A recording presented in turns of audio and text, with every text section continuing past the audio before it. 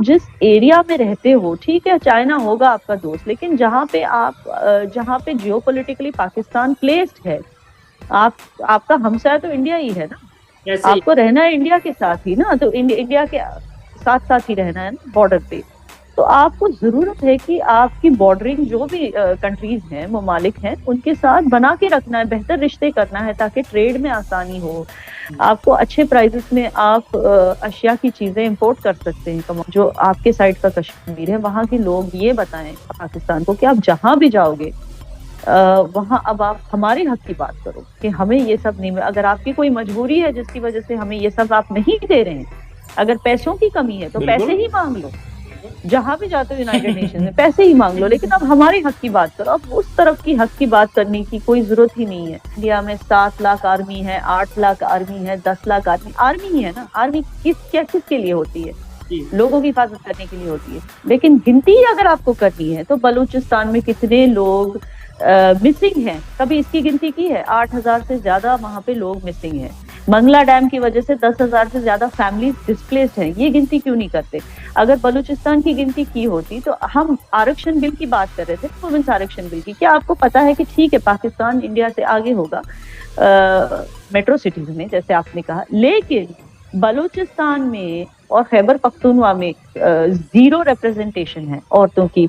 पाकिस्तान मानता है कि इंडिया को हक नहीं है ओआईसी में होने का, लेकिन मुसलमानों की हक की बात तो इंडिया करती है, उइगुर्स के हक की बात तो इंडिया करती है, शिया मुस्लिम्स को मुहर्रम मनाने का मौका तो इंडिया देती है, और पाकिस्तान कहता है कि वो इस्लामिक कंट्री है।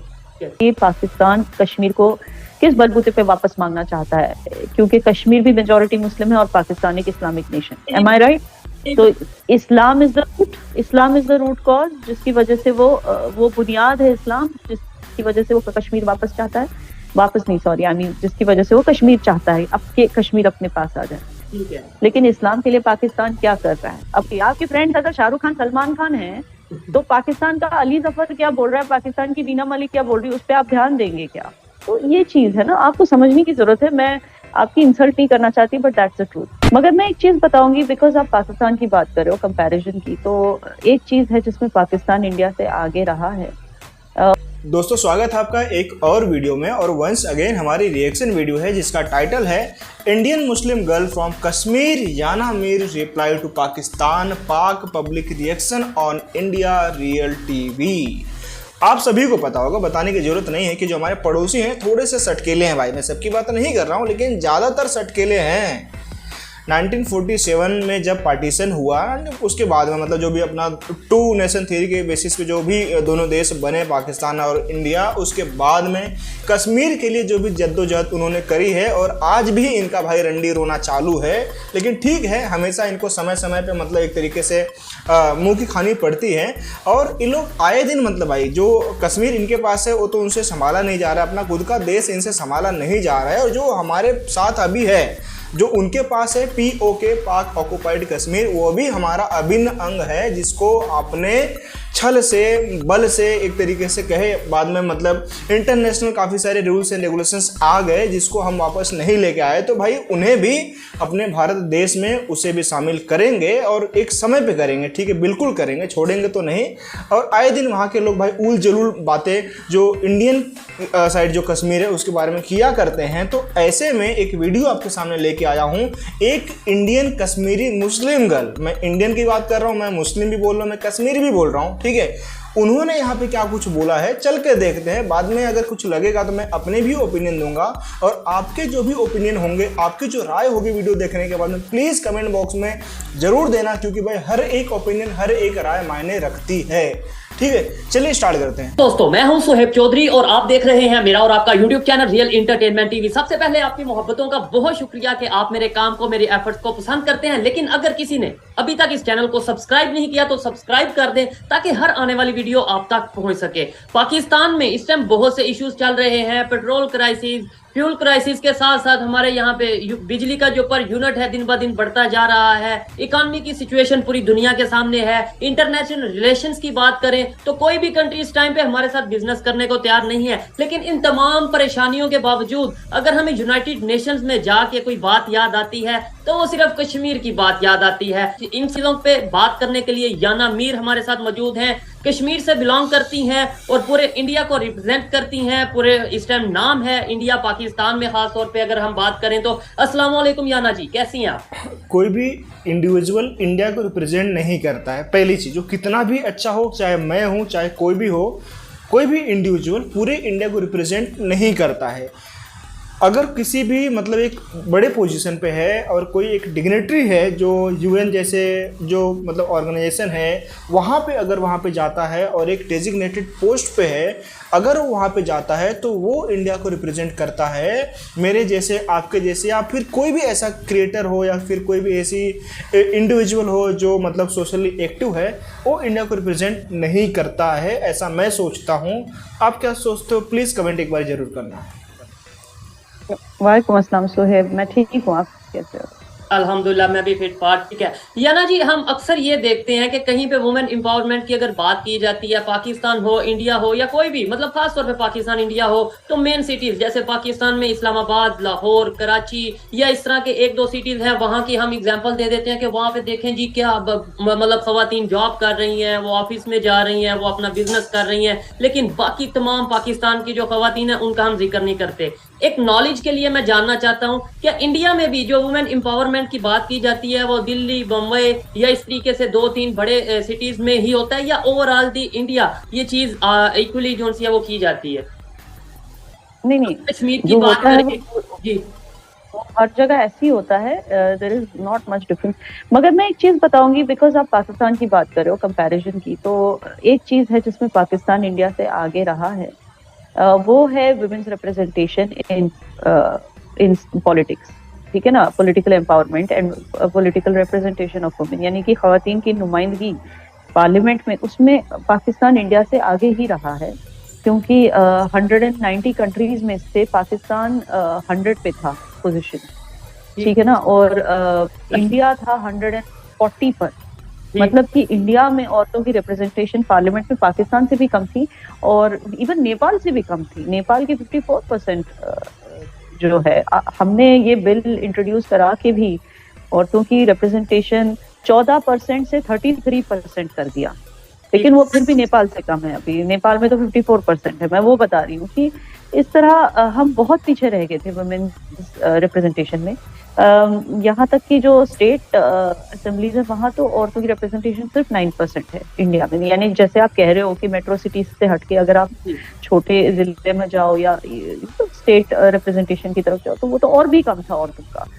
और रही बात, हाँ ये सच है कि मेट्रो सिटीज में, बड़े शहरों में औरतें ज्यादा एम्प्लॉयड हैं, ज्यादा सेल्फ सस्टेनिंग है। गांव में वो तादाद कम है, लेकिन बहुत सारे, आपको तो पता ही है कि मोदी जी ने ऐसे बहुत सारे स्कीम्स जो खवातीन के फायदे के लिए हैं, खवातीन के मुफाद के लिए हैं, ऐसे बहुत सारी स्कीम्स और पॉलिसीज इंट्रोड्यूस की हैं, जैसे बेटी बचाओ बेटी पढ़ाओ। और तो इंशाल्लाह हम यही उम्मीद करते हैं कि आने वाले जनरेशन में ये गैप कम हो जाए, कि गाँव में और शहरों में जो औरतों के बीच एक इनकम पैरिटी है वो कम हो जाए। डेफिनेटली, और ये बहुत बेहतर है। और किसी भी फैमिली हो या कोई कंट्री हो, जब तक वहाँ की खवातीन एम्पावर नहीं होती, जो मेरी ऑब्जर्वेशन है, ये एक मतलब इंटरनेशनल लेवल पे भी कहा जाता है कि जब तक किसी फैमिली की औरत एम्पावर नहीं होगी, वो फैमिली आगे नहीं बढ़ पाएगी। और इसी तरीके से कंट्री की जो वुमेन है वो एम्पावर नहीं होगी, तो वो कंट्री आगे नहीं बढ़ पाएगी। मुझे लगता है कि ये चीज हमारे पास और इस तरह की ऑर्गेनाइजेशन, तंजीम होनी चाहिए जिसमें जो खवातीन ओरिएंटेड तंजीम होनी चाहिए, जिसमें खवातीन, खास करके मुस्लिम खवातीन को आपस में बैठकर ये क्वेश्चन करना चाहिए मुस्लिम लीडर्स से, जो इंडिया में मुस्लिम लीडर्स हैं, not just in India, even Pakistan में भी, ये चीज कि भाई आप हमारे मुफाद की बात क्यों नहीं उठाते? क्यों एक प्राइम मिनिस्टर मोदी जो हमारे मिनिस्टर है, उनको हम किसी रिलीजन की नजर से नहीं देखते। वो हमारे लिए हिंदू मुस्लिम कुछ नहीं है, वो हमारे प्राइम मिनिस्टर है, लेकिन है तो वो हिंदू। वो ये सच्चाई की बात है कि है असलियत में वो हिंदू हैं। और एक हिंदू को क्यों सोचना पड़ रहा है मुस्लिम खवातीन की मुफाद के बारे में? क्यों हमारे मुस्लिम लीडर्स क्यों इसमें पीछे रह गए? ये एक बहुत बड़ा मुद्दा है जो पाकिस्तान और इंडिया में दोनों में जो है महिलाओं को खुद उठकर पूछना चाहिए। यानी जी जो मैं चीज ऑब्जर्व करता हूँ कि हमारा शायद मर्दों का जो है माइंडसेट ऐसा बन जाता है कि भाई खवातीन वुमेन जो सी है हमारे पे ऊपर आके रूल करेंगी, हमें ऑर्डर करेंगी या ऑर्डर देंगी, तो ये तो हम एक्सेप्ट नहीं करते। मतलब मर्द तो मर्द है, और ये चीजें, ये जो माइंडसेट, बिलीव मी ये माइंडसेट इवन हिंदू फैमिलीज में भी होता है, ऐसे नहीं कि मुस्लिम फैमिलीज में। तभी तो मुझे हैरानगी है कि क्यों सिर्फ तो फिर हिंदू लीडर्स भी तो इसकी मुखालफत कर सकते थे, क्योंकि ये हिंदू फैमिलीज में भी होता है। अच्छा, कई सारी ऐसी कॉमेडी वाली वीडियो सरफेस हो रही हैं, जैसे कि हरियाणा से एक वीडियो आई जहां पर एक औरत ना झाड़ू फेंक देती है अपने हस्बैंड के सामने और कहती है कि आज से तू झाड़ू लगा। वो कहता है मैं कैसे झाड़ू लगाऊं, तू पागल होगी। तो कहती है मैं सरपंच बन के झाड़ू लगाऊंगी, अच्छी लगूंगी क्या? मतलब यही चीज ये एक्सेप्टेड था, इवन हरियाणा की हिंदू फैमिली भी एक्सेप्टेड था कि घर की साफ सफाई औरत ही करेगी। तो ये बात सच नहीं है कि सिर्फ मुस्लिम ही ऐसे सोचते, हिंदू भी ऐसे सोचते, मगर वो तो कर रहे हैं ना काम, और खवातीन की मुफाद के काम कर रहे हैं उनके लीडर्स। तो हमारे लीडर्स क्यों नहीं कर रहे? जी ऐसा ही है। ये दरअसल सोसाइटी में, इसमें कोई हिंदू मुस्लिम सिख ईसाई नहीं, एक सोसाइटी में कंसेप्ट शायद बन चुका है। खासतौर पे मैं पाकिस्तान की बात करता हूँ, इंडिया में भी अगर होगा तो आप बता रही हैं। याना जी, अब आते हैं कश्मीर की तरफ। हमारे यहाँ पे इस टाइम जो सिचुएशन है, बिलीव मी, हमारा तो बात करना नहीं बनता। मतलब इकोनॉमी के हवाले से जो हमारी सिचुएशन है, हम किसी इंडियन के साथ बात नहीं कर सकते। कंपेरिजन तो बहुत दूर है। अगर लेट्स सपोज इधर मेरी और आपकी डिबेट होती है, तो मैं एक सवाल तो करूंगा, उसके बाद आप अगर कोई एक सवाल करेंगे, मैं शायद जवाब नहीं दे पाऊंगा, क्योंकि हमारी कंडीशन ऐसी है। लेकिन ये सारी सिचुएशन, ये सारे प्रॉब्लम्स के बावजूद जब पाकिस्तान कश्मीर का मुद्दा जाके यूनाइटेड नेशंस में उठाता है, और वही कश्मीर जो जहां पे कोटली के एरिया में पाकिस्तान साइड में लोगों ने खंबे उखाड़ के फेंक दिए कि भाई आप इस्लामाबाद इन खंबों को ले जाएं, हमें आपकी बिजली, आपकी इलेक्ट्रिसिटी नहीं चाहिए। उस कश्मीर का मुद्दा, इंडिया साइड कश्मीर का मुद्दा जब यूनाइटेड नेशंस में उठाया जाता है, तो कश्मीर के लोग, आप क्योंकि कश्मीर से बिलोंग करती हैं, क्या अब आज के दौर में क्या फील करते हैं? हंसते हैं, रोते हैं, क्या मतलब थोड़ा सा बताएंगी आप? हम कुछ फील ही नहीं करते, हम इसके बारे में कुछ बोलते ही नहीं, बात ही नहीं करते। ये बड़ा सा ऐसा टॉपिक हो गया है, ये ऐसा मौजू हो गया है जो हम हमेशा इग्नोर करते हैं। अब बात वहां तक आ गई है, अस्पताल नहीं है वहां पर, और जहां पर है प्राइवेट अस्पताल, वहां इलाज करना लोग अफोर्ड नहीं करते, वहाँ की गरीब आवाम। तो बहुत सारी चीजें हैं जो वहाँ की आवाम को नहीं मिली है, जो चीजें उनको, जैसे गिलगित बाल्टिस्तान में एजुकेशन सब्सिडीज प्रॉमिस की गई थी, वहाँ के स्टूडेंट्स को नहीं मिल रही है। जिन रोड्स की का वादा किया गया था कि यहाँ रोड्स बनेंगे जिससे इनकी कनेक्टिविटी बढ़ जाएगी, वो नहीं दिया जा रहा। तो अब वो वक्त आ गया है कि जो आपके साइड का कश्मीर है, वहाँ के लोग ये बताएं पाकिस्तान को कि आप जहाँ भी जाओगे वहां अब आप हमारे हक की बात करो कि हमें ये सब नहीं। अगर आपकी कोई मजबूरी है जिसकी वजह से हमें ये सब आप नहीं दे रहे हैं, अगर पैसों की कमी है तो पैसे ही मांग लो, जहां भी जाते हो यूनाइटेड नेशन में पैसे ही मांग लो, लेकिन अब हमारे हक की बात करो। अब उस तरफ की हक की बात करने की कोई जरूरत ही नहीं है। ठीक है, जैसे आपने बोला है कि भाई अभी इस टाइम पे इंडिया साइड कश्मीर की बात करना पाकिस्तान का बनता नहीं है। अगर बात करनी है, पैसे लेने हैं या हेल्प लेनी है, तो अपने लोगों के लिए बात की जाए। मैं इससे 100% एग्री करता हूँ। और अक्सर मैं ये कहता हूँ कि भाई आप अपने घर को तो देख लो, और पाकिस्तान साइड कश्मीर क्या, पाकिस्तान साइड लाहौर को ही देख लो, आप गुजरांवाला को देख लो। हमारे यहाँ पे लोग खुदकुशियां कर रहे हैं, हम जाके बोले जी कश्मीर में इंडिया साइड में बहुत जुल्म हो गया, इंडिया साइड में ये हो गया, जबकि अब पूरी दुनिया को पता है वहां पे G20 की मीटिंग हो गई, पूरी दुनिया को पता है 45% सुसाइड रेट 47% है पाकिस्तान में, आप समझ सकते हैं। और ज्यादातर लोग सुसाइड इसलिए करते हैं अपनी आर्थिक स्थिति की वजह से, इकोनॉमिक कंडीशंस की वजह से वो सुसाइड करते हैं। तो ये बात आपको ध्यान रखना पड़ेगा। जो आवाम है पाकिस्तान की, क्या वो मायने नहीं रखते? अच्छा, आप देखें चोरी चकारी कितनी बढ़ गई है पाकिस्तान में। ये पेटी क्राइम्स क्यों बढ़ते हैं? जब लोगों के पास पैसे नहीं होते। तो आपको समझने की जरूरत है कि पाकिस्तान में जो मुद्दे हैं वो अब सर्वाइवल के पॉइंट पे पहुंच गए हैं। It is no more politics, it's no more सियासत, it has reached a point of survival. And human rights के नाते, इंसानियत के नाते बहुत जरूरी हो गया है कि वहाँ की गरीब आवाम की बात सुनी जाए और रखी जाए, और उनकी मुसीबतों को कम करने की कोशिश की जाए।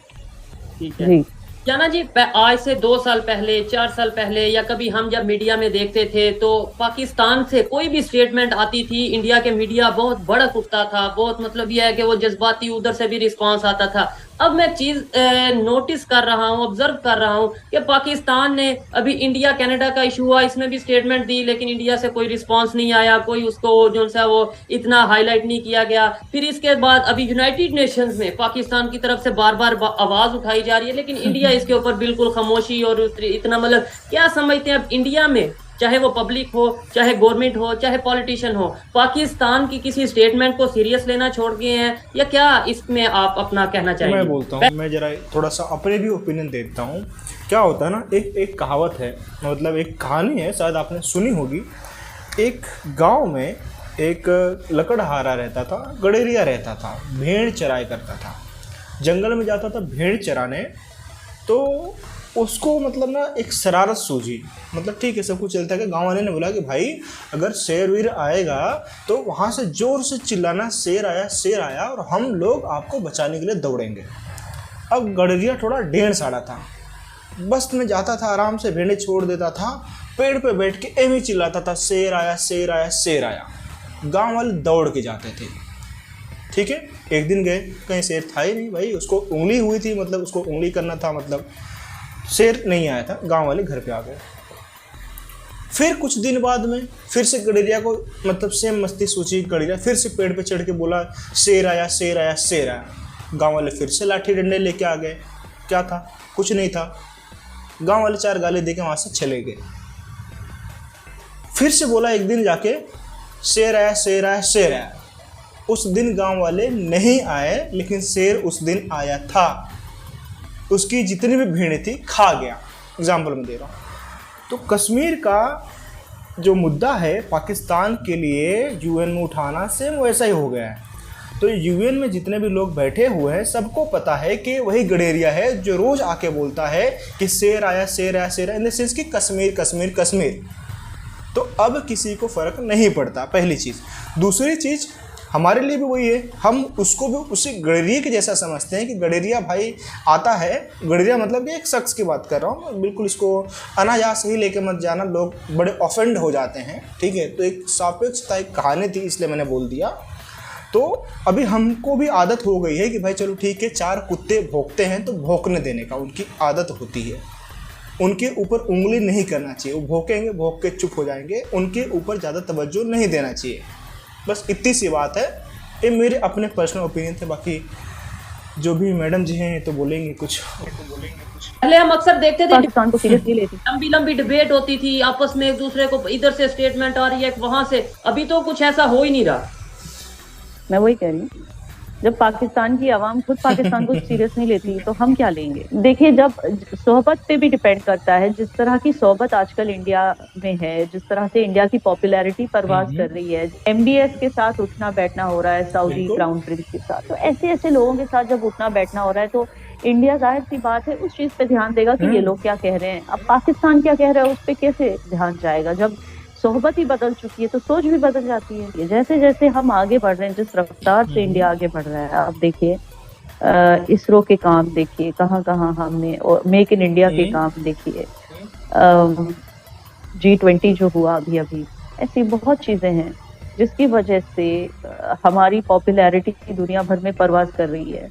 एंड इस सिचुएशन में आप देखिए सोहबत जो हमारी है, अब मैं आपको छोटा एग्जांपल दे देती हूँ। अब कोई अगर शाहरुख खान और सलमान खान के साथ कंपनी रखता है फॉर एग्जांपल, तो उसको कहाँ से टाइम होगा, फॉर एग्जांपल वो कहाँ से इस चीज पे ध्यान देगा कि अली जफर क्या कर रहा है, या आप मेरी बात समझ रहे हो, या अली जफर करती हैं आपकी कंपनी में जाके बोल फ्रेंड्स, अगर जी आपके फ्रेंड्स अगर शाहरुख खान सलमान खान हैं तो पाकिस्तान का अली जफर क्या बोल रहा है, पाकिस्तान की दीना मलिक क्या बोल रही है, उस पर आप ध्यान देंगे क्या? तो ये चीज है ना, आपको समझने की जरूरत है। मैं आपकी इंसल्ट नहीं करना चाहती, but that's the truth definitely. और मुझे देखें, ये 2 पॉइंट पे बहुत खुशी हुई, जैसा कि आपने अप्रिशिएट भी किया इसी वीडियो में कि भाई पाकिस्तान में अगर खासतौर पे पॉलिटिक्स की बात करें तो वुमेन का जो सीट्स हैं, जो रिप्रेजेंटेशन है वो ज्यादा है। मुझे इस चीज का नॉलेज सच नहीं था। ये आइडिया था कि भाई यहाँ पे वुमेन एम्पावरमेंट के ऊपर थोड़ा पॉलिटिक्स के अंदर काफी खवातीन है, लेकिन आपने ये बताया। फिर आपने देखें ये बोला कि पाकिस्तान को अगर आवाज उठानी है तो अपने हक के लिए उठाए, दूसरों के मुद्दों पे जब आवाज उठाएंगे उससे इमेज भी खराब होता है, उससे हमारे रिलेशन भी खराब होते हैं और 76 साल वैलिडिटी भी खराब हो जाती है, वैलिडिटी भी खराब हो जाती है। देखिए दुनिया भर में अगर आप जाते हैं, आपको अगर प्लेटफॉर्म मिलता है तो जो चैलेंजेस आप एज अ कंट्री फेस कर रहे हो, अगर आप उसकी बात ना करते हुए किसी और की बात करेंगे बार बार, तो उससे कुछ नहीं होने वाला ना वो कोई और उसका कोई फायदा हो रहा है जिसकी आप बात कर रहे हो, ना आपका कोई फायदा हो रहा है। दो तरीके से फायदा नहीं हो रहा। एक तो ये कि इंटरनेशनल ऑर्गेनाइजेशन जो आपको हेल्प भी करना चाहती हैं, वो किस तरह हेल्प करेंगी, क्योंकि जो मुद्दा आप उठा रहे हो उसका कोई सोल्यूशन ही नहीं है, ठीक है ना। जो सोल्यूशन आप चाहते हो वो कभी नहीं होगा, ठीक है ना। तो ऐसी सिचुएशन में इंटरनेशनल ऑर्गेनाइजेशंस अगर पाकिस्तान को हेल्प करना चाहे, चाहे वो बैंकिंग ऑर्गेनाइजेशंस हो या सिविल सोसाइटीज हो, वो किस तरह हेल्प करेंगी? अगर आपने मुद्दा ही गलत, आप हेल्प ही गलत चीज के लिए मांग रहे हो, तो आपने अपनी अपॉर्चुनिटी वेस्ट कर दी उस प्लेटफॉर्म पे जाके। फर्स्ट थिंग वो है। दूसरी चीज, आप जिस एरिया में रहते हो, ठीक है चाइना होगा आपका दोस्त, लेकिन जहाँ पे जियोपॉलिटिकली पाकिस्तान प्लेस्ड है, आपका हमसाया तो इंडिया ही है ना। आपको रहना है इंडिया के साथ ही ना, तो इंडिया के साथ साथ ही रहना है ना बॉर्डर पे। तो आपको जरूरत है कि आपकी बॉर्डरिंग जो भी कंट्रीज हैं, ममालिक हैं, उनके साथ बना के रखना है, बेहतर रिश्ते करना है ताकि ट्रेड में आसानी हो। आपको अच्छे प्राइसेस में आप अशिया की चीजें इंपोर्ट कर सकते हैं, कमोडिटीज। तो बहुत जरूरी होता है कि आप ट्रेड रिलेशंस कहाँ से, मतलब जिन मुल्कों को आप अपना दोस्त कहते थे, वो तो इंडिया के साथ ट्रेड रिलेशंस बनाने में लगा हुआ है, चाहे वो टर्की हो, चाहे वो मलेशिया हो, हर एक जो है वो इंडिया के साथ। इवन चाइना भी डायरेक्ट हमला नहीं कर सकता इंडिया पे, क्योंकि ट्रेड रिलेशन नहीं बिगाड़ना चाहता ना इंडिया के साथ। लेकिन पाकिस्तान इस चीज का फायदा नहीं उठा रही कि इंडिया तो उसका हमसाया मुल्क है। तो अब बार बार इंटरनेशनल प्लेटफॉर्म पे जाके अपनी क्यों वो चांस मिस कर देते हो और वेस्ट कर देते हो, जिससे कि आपको कोई और हेल्प मिल सके। ये मेरा कहना है। दूसरी बात, एक बहुत ही इंपॉर्टेंट बात, आप देखिए धीरे धीरे सारे मुस्लिम ममालिक जो हैं, पहली बात तो कश्मीर को अपने एजेंडा से ड्रॉप कर रहे हैं, कश्मीर की बात नहीं कर रहे। धीरे धीरे ये हो रहा है। और दूसरी, धीरे धीरे सारे मुस्लिम ममालिक जो हैं इजराइल को तकसीम कर रहे हैं। जब हालात बदल रहे हैं, दौर बदल रहा है, तो उसके साथ चलने में क्या बुराई है? ये करने से कोई मुनाफिक हो जाता है क्या? आप देखिए ईरान के जो प्रेसिडेंट हैं रईसी साहब, इब्राहिम रईसी साहब, उन्होंने कश्मीर का मुद्दा नहीं उठाया। वो भी तो मुस्लिम लीडर हैं। उन्होंने हाँ इसराइल फलस्तीन का मुद्दा उठाया, लेकिन कश्मीर का मुद्दा तो नहीं उठाया उन्होंने UNGA में जाकर। तो क्योंकि वो समझ रहे हैं कि इंडिया में, फॉर एग्जाम्पल, इंडिया में जिस तरह की इज्जत शिया मुस्लिम्स को बख्शी जाती है, ओके, वो इज्जत पाकिस्तान में तो नहीं बख्शी जाती। इंडिया में देखिए 34 इयर्स के बाद शिया मुस्लिम जो है कश्मीर में मुहर्रम मना सके। 34 इयर्स तक नहीं मना रहे थे। मगर वही आप देखिए, और यही वो हिंदू गवर्नमेंट है जिसने उनको मुहर्रम मनाने का मौका दिया।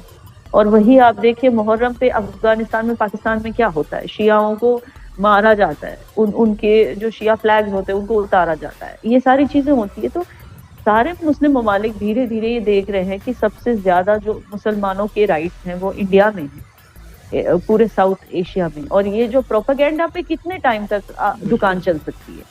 प्रोपेगेंडा पे कब तक दुकान चलेगी कि भाई इंडिया में मुस्लिम्स को मारा जा रहा है? ये तो प्रोपेगेंडा है, असली में कहाँ मारा जा रहा है ये तो पूरी दुनिया देख सकती है। जी याना जी, मैं शायद यहाँ पे ये चीज कहना चाहूंगा कि हम इन चीजों को समझ चुके हैं, पाकिस्तान के पॉलिटिशियन इन चीजों को समझ चुके हैं, मान भी चुके हैं, लेकिन इतनी बड़ी बड़ी हम स्टेटमेंट्स पास में दे चुके हैं, हम इतने बड़े बड़े नारे लगा चुके हैं कि हम तो कश्मीर लेके रहेंगे, घुस के मारेंगे। तो अब उन स्टेटमेंट से हटना या उन स्टेटमेंट से वापसी करना हमारे लिए शायद थोड़ा मुश्किल हो रहा होगा। थोड़ा सा इंडिया में सपोर्ट करे, थोड़ा सा बड़े भाई की तरह में बोले कि यार कोई नहीं, हम आपके साथ चलेंगे, आप अपनी स्टेटमेंट, तो मुझे ऐसा लगता है कि हम अपनी स्टेटमेंट वापस ले लेंगे। लेकिन एट द एंड मैं यही कहना चाहूंगा कि अगर आज पाकिस्तान में कोई मीडिया पर्सन, कोई जर्नलिस्ट या कोई भी प्रोग्राम कश्मीर के ऊपर करता है, तो वो कश्मीर के रिप्रेजेंटेटिव जो खुद लोग हैं, जो कश्मीर की यूथ है, कश्मीर की जो उनसी बेटी है, अगर इन जैसे लोगों को आगे लेके आए, ये सच बताएंगे। और एक नहीं, अब तो कई लोग ऐसे हैं कश्मीर से जो अपनी आवाज उठा रहे हैं। और पाकिस्तान साइड कश्मीर से गिनती के 2-3 खवातीन की, अगर लेडीज की बात करूं, गर्ल्स की बात करूं, 2-3 भी मुझे दिखा दें जो एक्टिविस्ट हो, जो अपनी आवाज और पाकिस्तान के जो इश्यूज हैं उनके ऊपर बात करने की हिम्मत रखती हो, तो मैं उन्हें अप्रिशिएट करूंगा, बल्कि इन्वाइट भी करूंगा अपने प्रोग्राम में। यहीं से हमें फर्क नजर आता है कि जिधर हम जुल्म कहते हैं वहां पे क्या हो रहा है हकीकत में, और जिसे हम आजाद कहते हैं वहां पे हकीकत में क्या हो रहा है। ये ज्यादा देर अब सोशल मीडिया का दौर। मैं एक और पॉइंट बोलूंगी, एक और पॉइंट मैं बोलूंगी कि पाकिस्तान कश्मीर को किस बलबूते पे वापस मांगना चाहता है, क्योंकि कश्मीर भी मेजॉरिटी मुस्लिम है और पाकिस्तान एक इस्लामिक नेशन, एम आई राइट? तो Islam is the root cause, जिसकी वजह से वो बुनियाद है इस्लाम, जिसकी वजह से वो कश्मीर वापस चाहता है, जिसकी वजह से वो कश्मीर चाहता है अब के कश्मीर अपने पास आ जाए। जो उठाना चाहिए था इवन पाकिस्तान को कि यूरोप में कुरान को क्यों जलाया जा रहा, ठीक है ना? मैं बोलती हूँ अगर पाकिस्तान सच में एक मुस्लिम कंट्री है, एक इस्लामिक रिपब्लिक खुद को बोलती है, तो फिर कभी उइगुर मुस्लिम्स का मुद्दा क्यों नहीं उठाते? तो ये कुछ चीजें आपको पता है कि वहां पर कैसे हालात हैं सबको, आज तो ये बात सबको पता है। मोहम्मद नाम आप अपने बच्चे का वहां नहीं रख सकते, मोहम्मद नाम ही बैंड है। क्या पाकिस्तान ने कभी ये मुद्दा कर सकते? वहां पे जो उनसे मस्जिद के मीनार हैं वो नहीं बना सकते। और जो पहले मस्जिद हुआ करते थे, जो इमारतें मस्जिद हुआ करती थी, उनको अस्तबल बनाया जा रहा है। सुहेब, ऐसी हालात है वहां पे। औरतों का जबरन अबॉर्शन किया जा रहा है ताकि वहां पे मुस्लिम्स की तादाद, पॉपुलेशन ना बढ़े। ठीक है, क्या पाकिस्तान ने कभी ऐसे मुद्दे क्यों नहीं उठाए? ये अपनी यूनाइटेड नेशंस UNGA में ऐसे मुद्दे क्यों नहीं उठाता है पाकिस्तान? खुद को इस्लामिक कंट्री कहता है, किस तरह की इस्लामिक कंट्री होगी? अरे इससे ज्यादा चाइना का ऑपोजिशन तो इंडिया करती है, और इंडिया को पाकिस्तान मानता है कि इंडिया को हक नहीं है OIC में होने का, लेकिन मुसलमानों की हक की बात तो इंडिया करती है, उइगुर्स के हक की बात तो इंडिया करती है, शिया मुस्लिम्स को मुहर्रम मनाने का मौका तो इंडिया देती है, और पाकिस्तान कहता है कि वो इस्लामिक कंट्री है। मुझे बताइए, ये ताज्जुब की बात नहीं है?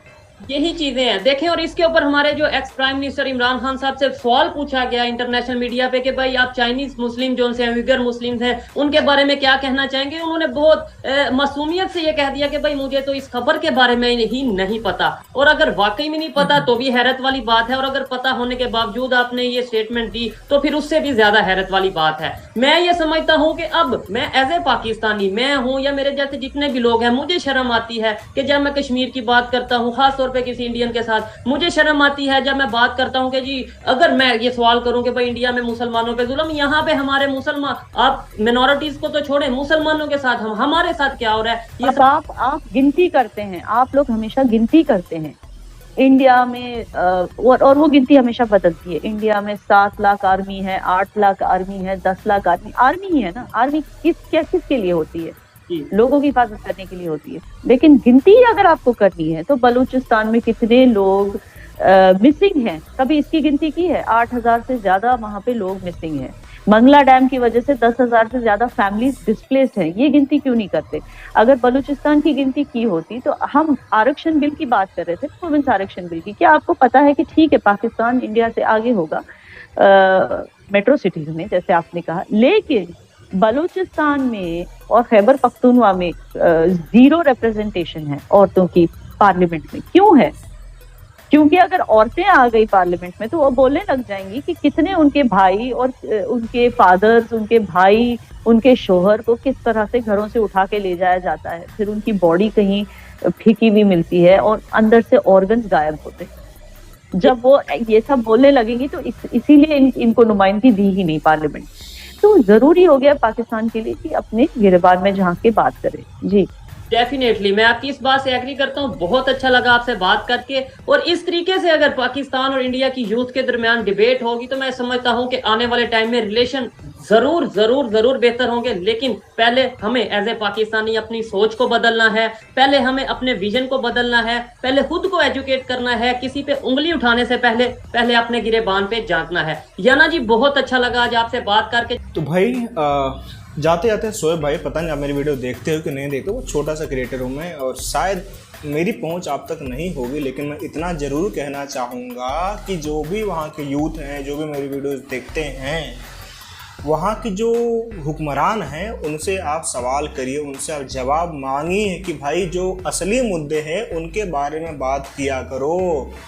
जो मौके आपको मिलते हैं यूएन जैसे बड़े प्लेटफॉर्म में पहुंचने के लिए, वहाँ पे आप कुछ ऐसी चीज़ों की मांग किया करो, कुछ ऐसे मुद्दे उठाया करो जहाँ पे बाकी की कंट्रीज़ वहाँ पे आपको हेल्प करे एक तरीके से। लेकिन आप नहीं उठाओगे। अगर आप उठाओगे तो प्रोपेगेंडा कैसे बनेगा? चुनाव में आप किसके बेसिस पे वोट मांगोगे? अगेंस्ट इंडिया आप स्लोगन्स दोगे, स्टेटमेंट दोगे और बहुत सारी तमाम जो चीज़ें हैं मतलब आप करोगे, उल जलूल हरकतें करोगे, इनफिल्ट्रेशन जैसी एक्टिविटीज़ करोगे, इंडिया में अपने जो घुसपैठिए भेजोगे, कहीं कहीं जो हमारी आर्म फोर्सेस है उनको आप हार्म करने की कोशिश करोगे।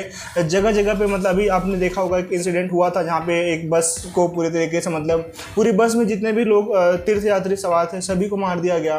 तो ऐसे जो बोलते हैं ना कि बहुत मतलब निंदनीय नहीं भाई, इसके ऊपर तो तरीके से कार्रवाई करनी चाहिए। तो ऐसी जब हरकतें आप करोगे फिर हम कैसे उम्मीद करें कि रिश्ते बेहतर होंगे? तो ठीक है, आपने बोला ना कि संवाद करने से, मेरे से आपसे आपसी बात करने से चीज़ें बहुत बदल नहीं जाएंगी, बात करने में मज़ा भी नहीं आएगा। अगर वहाँ की जो गवर्नमेंट है, जो वहाँ के जो लोग हैं, उनका thought process against India as a enemy रहेगा। अभी भी काफ़ी सारे लोग हैं जो भारत को एक एनिमी कंट्री मानते हैं, दुश्मन देश मानते हैं, हिंदुओं को काफिर समझते हैं, जो गैर रिलीजन है, जो गैर इस्लामिक है उसको ये काफिर समझते हैं, और ख़ास करके हिंदूज़ को, क्योंकि यहाँ पे पॉपुलेशन जो उनके सबसे बड़े पड़ोसी मतलब हैं हम ही लोग हैं। यहाँ पे हमारी पॉपुलेशन सबसे ज़्यादा है, हिंदूज़ की मैं बात कर रहा हूँ। तो जब तक आपके मन में हिंदूज़ के प्रति या इंडिया के प्रति जो द्वेष का भाव रहेगा, एक एनिमी का भाव रहेगा, मुझे नहीं लगता कि बात करने से बहुत चीज़ें बदलेंगी। हाँ ठीक है, थोड़ा एक पॉजिटिव मैसेज भले से जाएगा, लेकिन तब तक जब तक आप सवाल नहीं उठाओगे, आपके यूथ आपके हुक्मरानों से सवाल नहीं करेंगे, तब तक मुझे नहीं लगता कि रिश्ते बेहतर होंगे, होने भी नहीं चाहिए। क्योंकि भाई दोनों तरीके से चीज़ें नहीं हो सकती कि एक तरीके से फ्रेंडशिप रखो, दूसरे तरीके से पीठ पीछे छूना घोपो, ऐसा नहीं भाई। ठीक है, बात व्यवहार तक ठीक है जो भी है, लेकिन दोनों चीज़ें साथ में नहीं हो सकती। अगर आप एग्री करते हो कि हाँ भाई उन चीज़ों पे अब आप वहाँ के हुक्मरानों से पूछोगे, सवाल जवाब करोगे, एक बड़े प्लेटफॉर्म पे उन चीज़ों को लेकर आओगे, जो मेरे हिसाब से मुश्किल है, क्योंकि मेन स्ट्रीम मीडिया है इन चीज़ों पे बात ही नहीं करेगी, एक पॉजिटिव मैसेज देना ही नहीं चाहेगी। मैं दोनों तरफ की बात कर रहा हूँ, और हमारे तरफ की तो ठीक है भाई, हम तो पीड़ित हैं, हम तो जो हमारी कंट्री है पीड़ित है कहीं ना कहीं आपके आतंकवाद से, आपके हरकतों से। तो हमारे में तो इन तरीक़ों के बारे में बात करना जायज़ है, लेकिन आप भी एक प्रोपेगेंडा बना के रखते हैं वहाँ की जो मेन स्ट्रीम मीडिया है कि वे भी पीड़ित हैं, इंडिया आतंकवादी भेजता है, फलाना ढिमका। तो मुझे नहीं लगता कि हाल फिलहाल चीज़ें कुछ अच्छी होंगी, ऐसा मैं समझता हूँ। एज ए व्यूअर आप क्या समझते हो भाई? अपने राय, अपने ओपिनियन कमेंट बॉक्स में ज़रूर देना, क्योंकि हर एक ओपिनियन, हर एक राय मायने रखती है। वीडियो को लाइक कर देना, प्यारा से एक कमेंट भी कर देना, कुछ ना कर सको तो जय हिंदी लिख देना यार, एक मतलब एक तरीके से बोले ना कि अपनी कंट्री के लिए एक बार एक जय जयकार हो जाएगी। चैनल को सब्सक्राइब कर लेना, बहुत सारी वीडियोस मैं यहाँ पे लाने की कोशिश करता हूँ, आगे भी करता रहूँगा। जय हिंद।